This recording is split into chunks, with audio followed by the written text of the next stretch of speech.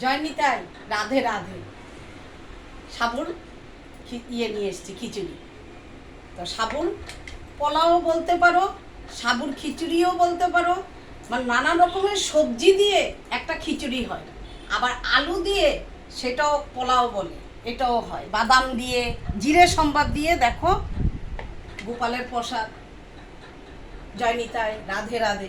তবে একাদশী শনিবার, এই একাদশীতে এই সাবুর খিচুড়ি, কেউ সমা চাল বানায়, কেউ সাবুর খিচুড়িও করে, তো সাবুর উপমাও বলে। এই নানান রকমের আয়োজন জোগাড় করে দেখিয়ে এই যে সাবুর পোলাও হয়ে গেছে।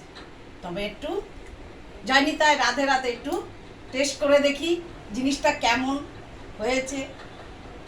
ভালো তো হবেই বটে, ঠাকুরের প্রসাদ, আর কি চাই। খুব ভালো হয়েছে, খুব ভালো।